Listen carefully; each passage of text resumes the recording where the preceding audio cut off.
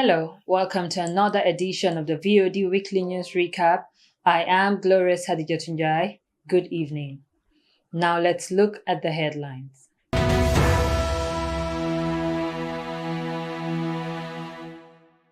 GPA seals compensation deal with Bakau and Banjul.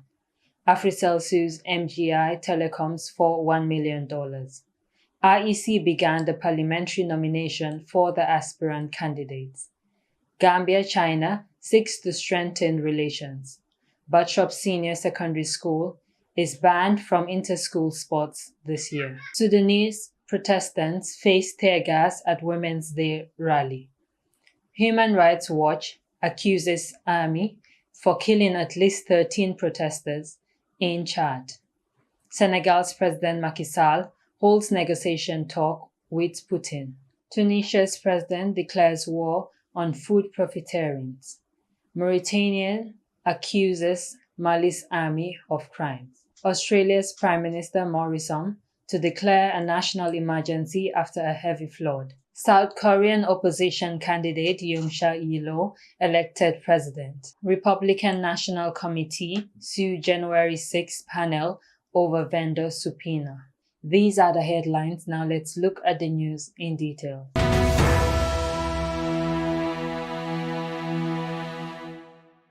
The Gambia Ports Authority on Wednesday confirmed it has reached a compensation agreement with the Banjul Muslim elders and the Bakau Village Development Committee over issues dealing with the port expansion project. The much-anticipated project, which will require some residents of Haddijatou to sell their houses and be relocated to Bakau to create more space for the operations of the only seaport in the country, withheld following GPA's failure to reach an agreement with the people of Bakau and the Banjul Muslim elders for the relocation of Muslim Senior Secondary School. However, the GPA said successful negotiations with the community of Bakau and the VDC have resulted in an agreement whereby parts of the Kachikali layout will be selected for the relocation of the Haddijatou residents.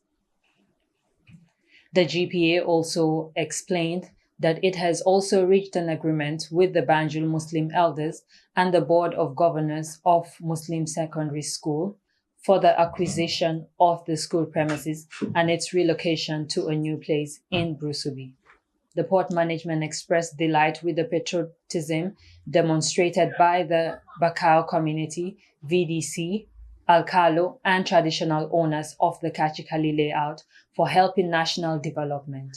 Alcalo and traditional owners of the Kachikali layout for helping national development. Equally, our sincere appreciation goes to the Banjul Muslim Association, Ministry for Basic and Secondary Education, and the Board of Governors of Muslim Senior Secondary School for their cooperation during the entire process of negotiation, the statement concluded.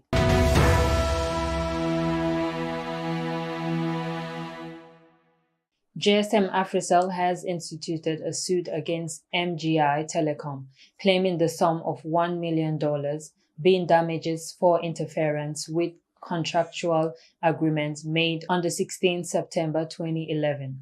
Africell is also seeking a court injunction restraining MGI Telecoms Limited by themselves, their agents, for interfering with their property and business.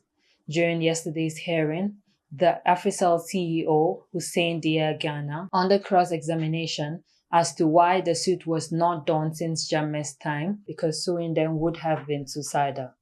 He disclosed that he became CEO of Africell in 2020 and that during Yahya Jammeh's regime, Africell was kept in the dark by MGI Telecom as to the management agreement that the government of the Gambia had with them. He further said, Africell was forced to comply with the terms and conditions of MGI Telecoms, adding that the previous regime, through its operation at the time, used the NIA to force them to comply with the terms and conditions. He explained that MGI physically took over both the voice and data tariff and even blocked WhatsApp, Viber, and some services. Mr. Hussein said at the time, even regulators previous power was weak, considering the power MGI wielded, and it is an open secret that the democracy we enjoy now did not exist during Yahya Jammeh's regime, and the judiciary was somehow interfered with the executive.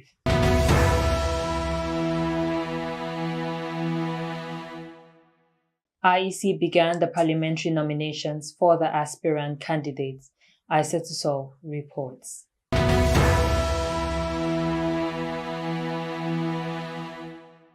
The IEC started the parliamentary nominations on the 5th to 13 March. During these nominations, we have witnessed some of the aspirant candidates submitting their bids at the IEC. To be part of these parliamentary nominations required some requirements, and this includes a candidate should be a citizen, and a candidate should be at least 21 years or above. He or she should be nominated by not less than 300 voters whose names appears in the nominated. He seeks to be elected. In Kanifing, at the IEC regional office, some of the aspirant candidates of different parties like PDYS, APRC, GDC, CA, UDP, and other independent candidates came forward to submit their bids for nominations. Halifa Sallah has been the NAM representative for Serekunda for years, but decided to give the momentum to Musa Cham to represent PDYS for Serekunda constituency in the parliamentary elections. While down in Birkama, West Coast region, a UDP candidate for the Busumbala constituency is the first candidate to be rejected on the spot, while others that did not complete their documents were given time till on the 13th March to come for correction. The IEC has not rejected Mohamed Sabali on the basis of lack of complete documents, but the IEC rejected Sabali on 2 grounds of the Constitution of the Gambia. Based on what? Based on Section 91. But I have appealed against the adverse findings of this commission, and that process is on. So what authority do you have to override a process that's higher than you constitutionally? The Appeal Court of the Republic of the Gambia. Section 90E1, the Constitution reads, Section 90 of the Constitution says that no person shall be qualified to be a member of the National Assembly if they have abused or misused he or her office unlawfully, or acted in a manner prejudicial to the interests of the state. On the basis of the Njie Commission, clearly found that Mamadou Sabali, assistant of Yahya Jammeh in the latter daylight robbery of the Gambia's national resources, was abuse and misuse of office. And the recommendation for Njie Commission state that Mamadou Sabali should be sanctioned by being banned from holding public office for 10 years. And it is on that basis that the IEC invoked Section 90 of the Constitution to reject Sabali's candidacy for National Assembly elections. Following Sabali's rejection, opposition leader Hussein Dabo has accused the Independent Electoral Commission of deliberately and illegally rejecting the nomination papers of Mamadou Sabali. Dabo was speaking at a press conference held on Thursday evening. And this sort of situation cannot continue to happen. It's just that our people acted with good sense, because there were a lot of people around who could have descended on those 5 or 6 police officers and handled them. But our people there acted with sense of responsibility, that if the police behave irresponsibly, they as citizens of this country will not behave irresponsibly. He alleged that the IEC rejection of the nomination paper of Sabali is a calculated play to help the governing National People Party (NPP) win the National Assembly elections stated earlier next month. Haddijatou reporting for VOD.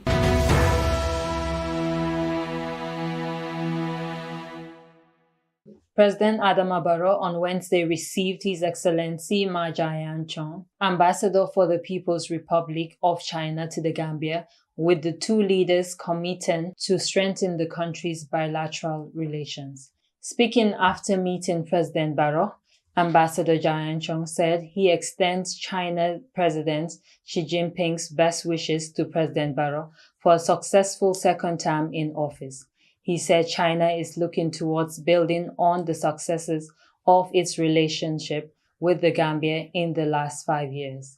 Ambassador highlighted the many development projects and cooperation agreements between the Gambia and China, such as agriculture, health, and infrastructural development, as areas for continued growth. Ambassador Jian-chong also noted the cooperation agreement signed between the 2 countries last year that will provide over $1 billion worth of development projects for the Gambia. He also talked about how the Gambia and China will build on strategies to boost economic recovery post the COVID-19 pandemic. The ambassador presented a painting encompassing the Great Wall in China.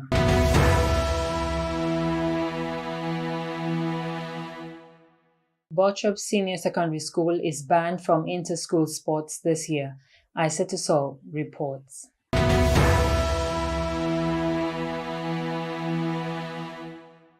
The Gambia Senior Secondary Sport Organization on Monday banned Bottrop School from participating in the National Athletic Championship, stated for 11 to 13 March in 2022, accusing the school of age cheating and stressed that the ban is in a bid to eradicate age cheating in school sports.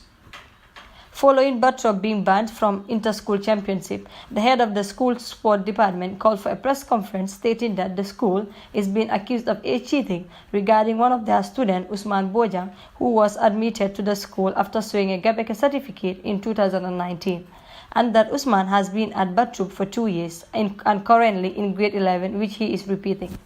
He went further to say that if any school have evidence of Usman Bojang sitting for Gabeka exams, can come forward. It's very strange that somebody would take these exams in 2017 and did not proceed to senior school and waited until 2019 to take the exam again to proceed to senior school. And that they have done. They came and we have shown them everything. But yet they could go and insist that these athletes should be disqualified. And because of this disqualification, Bottrop is found, is alleged to have cheated in the process of qualification. And the organization to show the evidence they have to ban the school. And if that happens, they will take it with good faith and accept that they have been deceived and will apologize. In quotation, there was no single time our school has been wanted, and the school has been making records whenever they contest in this championship. So I'm pleading the organization to reconsider their decisions and bring us back on board, he said.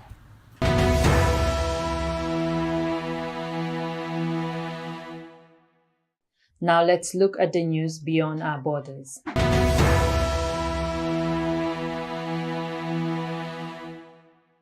Protesters in Sudan marching on International Women's Day faced tear gas as they approached the presidential palace on Tuesday. Women's rights groups protesters alongside demonstrations against military rules, which have taken place as Sudan's military took power in October. Women's demands are the revolutionary demands. Read one banner. After the rally reached the presidential palace in the capital Khartoum, security forces chased protesters into nearby streets. The protest comes as Sudan faces economic freefall. On Tuesday, the Sudanese pound was devalued by about 19% after its price slid on the black market. The coup has also resulted in the reversal of decisions made by Mr. Bashir's fall, and a crackdown in which political figures have never arrested and dozens of protesters killed. In recent weeks, courts have reversed the committee's firing of dozens of bureaucrats in the central bank, foreign ministry, and other entities. Sudan's ruling council said on Monday that holds placed on some accounts by the committee would be lifted, whilst other decisions affecting more than 1,500 individuals and companies will be upheld while under review.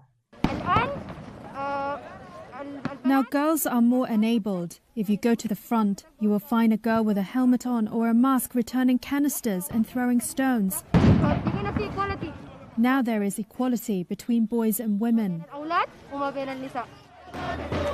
The army killed at least 13 peaceful demonstrators, including a child, and people attending their funerals in late January in eastern Chad following a dispute between two communities, Human Rights Watch said on Wednesday. Soldiers killed at least 3 people, including a 12-year-old boy, when security forces violently dispersed thousands of peaceful demonstrators, firing live ammunition. HRW said in a joint statement with the Chad Convention for the defenders of human rights. The army also wounded 80 people that day and arrested 212 others, some of whom were beaten and detained in inhuman conditions for up to 5 days before being released without charge, the NGOs said. The following day, 25th January, during the burial of the victims, soldiers once again fired live ammunition indiscriminately, killing 10 more people and injuring at least 40 others, according to HRW. The NGO based its accusations on testimonies from demonstrators, victims, families, health professionals, and the examination of 8 videos and 41 photographs. It demands from Njie a thorough and impartial investigation into the excessive use of force by the security forces.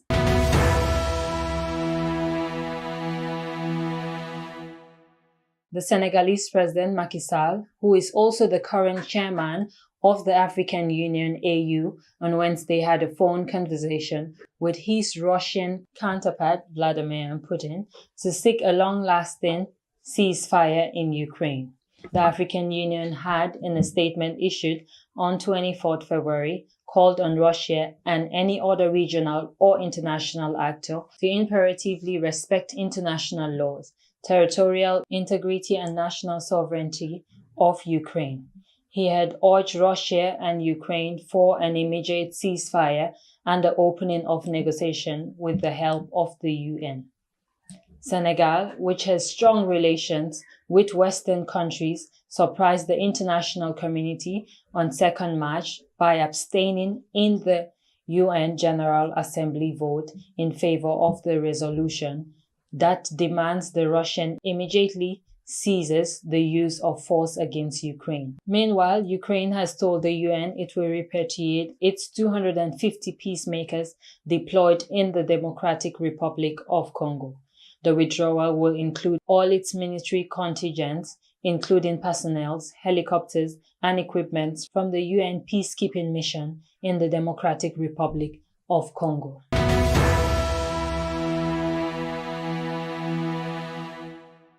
Tunisia's president declares war on food profiteering.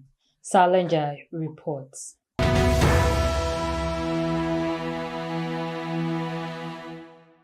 Tunisian President Kais Saied declared war Wednesday on food speculators amid a shortage of products such as wheat and semolina, key staples in a country already made in a political economic crisis. Russia's invasion of Ukraine has threatened food supplies, particularly wheat, which many Arab countries chiefly import from the 2 Eastern European nations.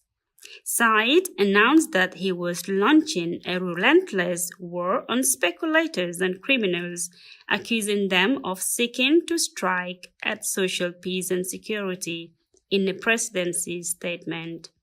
Saied has previously announced that he was working on legislation introducing prison sentences as a penalty for food speculation and profiting. Tunisia has seen a sharp shortage in staples such as rice, semolina, sugar, and flour over the past weeks, with the authorities frequently announcing the seizure of illegally stored quantity of these foods.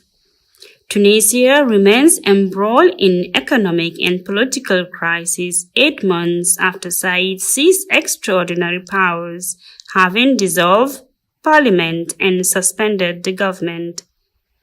Russia's invasion of Ukraine poses a threat to food supplies to Tunisia, which imports about half of its wheat from Ukraine and is dependent on foreign countries for much of its food supplies.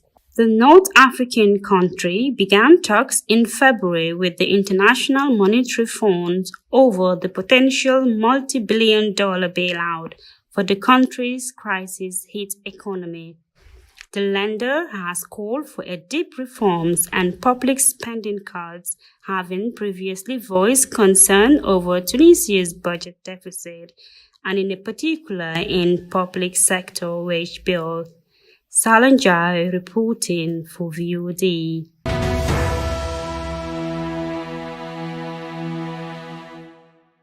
The Mauritanian foreign minister accused the Malian army of crimes against its nationals on Tuesday.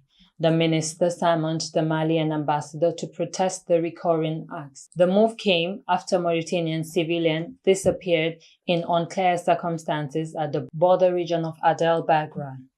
Audio files allegedly recorded by eyewitnesses circulating on social media directly incriminates Mali's army.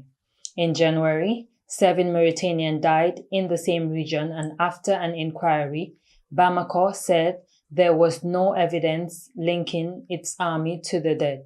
However, tensions did not subside. Dozens of people demonstrated near the presidency in Nouakchott, demanding an end to the disappearances. Since ECOWAS sanctions hit Mali, the transitional authorities had found in Mauritania a privileged partner.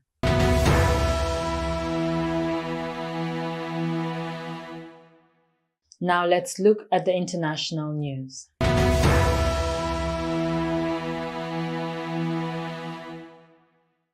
Australian Prime Minister Scott Morrison to declare a national emergency over flooding in 2 states.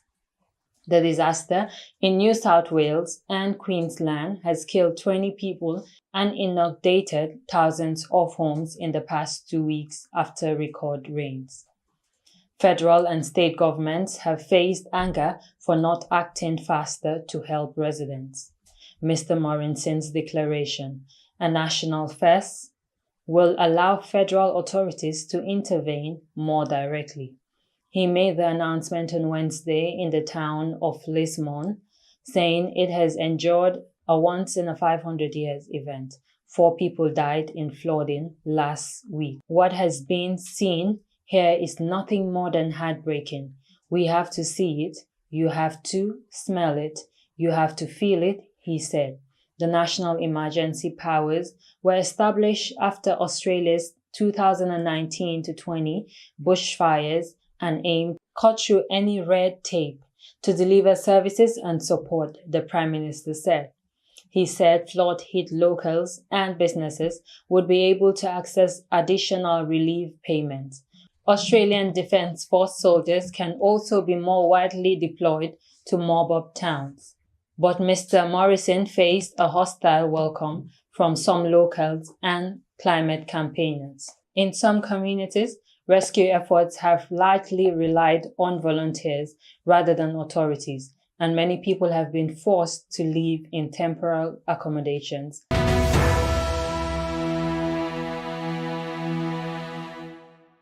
South Korean opposition candidate Yoon Chun-yeol elected president. Njie reports.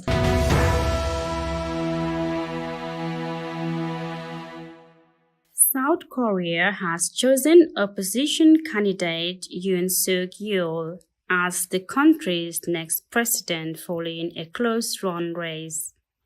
The governing Democratic Party, Lee Jae-myung, admitted defeat early Thursday morning, apologizing to supporters for his shortcomings. Conservative Mr. Yoon called his win a victory of great people. Both candidates has been accused of running negative campaigns and ended separated by less than 1% of the votes.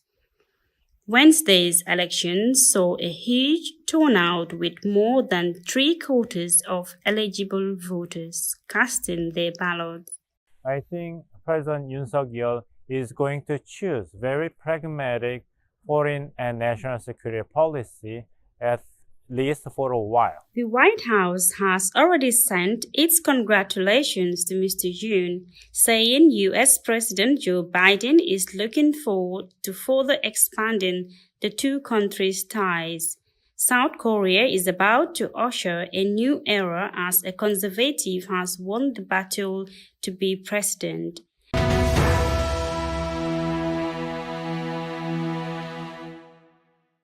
The Republican National Committee on Wednesday sued the House panel investigating last year's attack on the Capitol, arguing the Congressional Committee is seeking potentially confidential information about RNC members.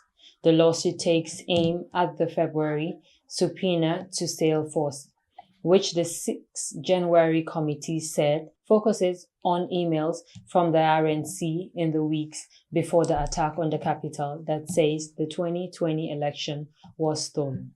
The RNC called the subpoena a fishing expedition that could expose its strategies and personal information of its members and donors. The suit names House Speaker Nancy Pelosi, the Caliph, and members of the Congressional Committee as defendants. House Committee spokesman Tim Mulvey responded on Wednesday by saying the subpoena focuses on fundraising emails from former President Donald Trump's campaign and the RNC that includes false claims about election frauds.